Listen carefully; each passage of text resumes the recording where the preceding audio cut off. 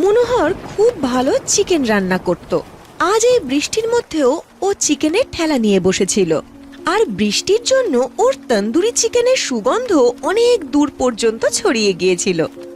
আসুন আসুন, হরিয়াপুরের বিখ্যাত মনোহরের তন্দুরি চিকেন খান। আসুন আসুন, মনোহরের তন্দুরি চিকেন খান। এরকম তন্দুরি চিকেন আর কোথাও খাননি। এক প্লেট কিনলে আর এক প্লেট একেবারে বিনামূল্যে। যেই মনোহরের মুখ থেকে এই কথা বেরোয়, অমনি ওখানে গ্রাহকরা ভিড় করা শুরু করে দেয়। আর আসা মাত্রই প্রথম গ্রাহক বলল, ও মনোহর দা, বৃষ্টির জন্য কি আমাদের কানে জল ঢুকলো নাকি আমরা সত্যি শুনছি তন্দুরি চিকেন তুমি এক প্লেট কিনলে আরেক প্লেট ফ্রিতে দিচ্ছ? না হরিয়াপুরের রাস্তায় জল জমেছে, না তোমার কানে। আমি সত্যি এক প্লেট চিকেন কিনলে আরেকটা প্লেট ফ্রিতে দিচ্ছি। বলো, তোমাকে কত প্লেট চিকেন প্যাক করে দেবো? যদি সত্যি তাই হয় তাহলে তুমি আমার জন্য 2 প্লেট তন্দুরি চিকেন এক্ষুনি প্যাক করে দাও দাদা। 2 প্লেট তন্দুরি চিকেন নিয়ে গেলে কালকে সারাদিন বাড়ির সবাই মিলে তন্দুরি চিকেনই খাবো। মনোহর গ্রাহকের এই কথা শুনে খুশি হয়ে যায়। এরপর ওকে এক প্লেটের সাথে আর এক প্লেট তন্দুরি চিকেন বিক্রি করে দিয়ে তার সমস্ত তন্দুরি শেষ করে দিয়ে সে বাড়ির দিকে রওনা দেয়। বৃষ্টির মধ্যে ঠেলা ঠেলে নিয়ে যেতে যেতে মনোহর নিজের মনে মনে বলে, সত্যি মনোহর, তোর মাথায় খুব বুদ্ধি। বৃষ্টির জন্য তো তন্দুরি চিকেন এমনিই খারাপ হয়ে যেত, তার উপর ছেলেটা এত বোকা, ভুলেই গেছে কাল মঙ্গলবার, নিরামিষ খাবে সবাই। ওকে আজই সব খেয়ে নিতে হবে। মনোহর খুবই বুদ্ধিমান আর খুবই ভালো ব্যবসায়ী ছিল, যার কাজ করার ধরন ছিল একটু অন্য রকমের।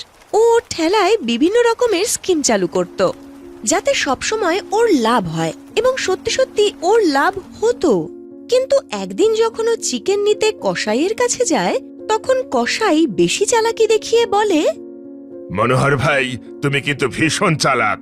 তুমি রোজ চিকেন কিনতে ঠিক সন্ধ্যের সময়টা আসো, যখন আমি দাম কম করে দিই। এটা কিন্তু ঠিক কথা নয়।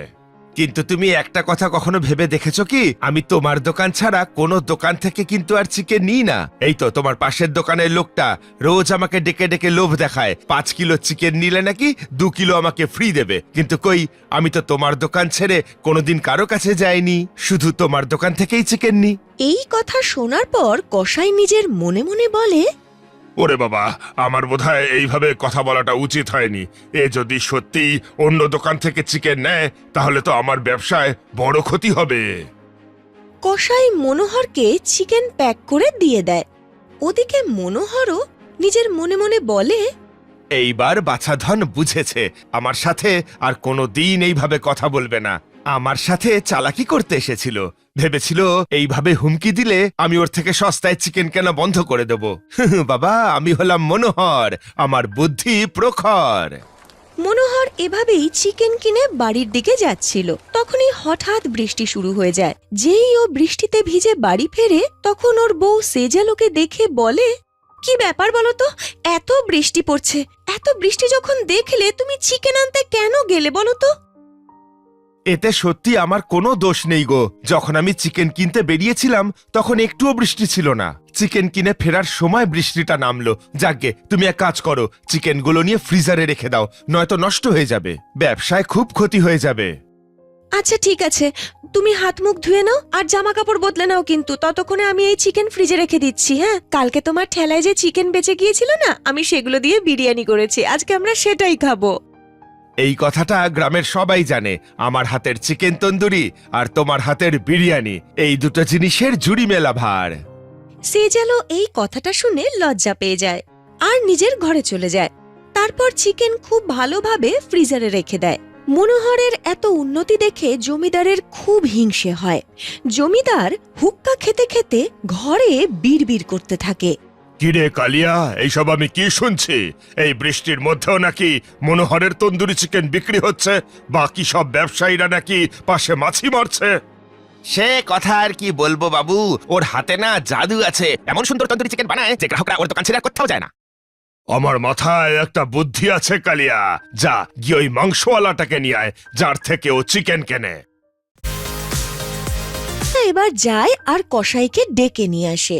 কসাই জমিদারের সামনে মাথা নত করে বলে, কি ব্যাপার বাবু, আজ এতদিন পর এই গরিবের কথা আপনার মনে পড়লো? আমি যদি আপনার কোনো সেবায় লাগতে পারি বলবেন।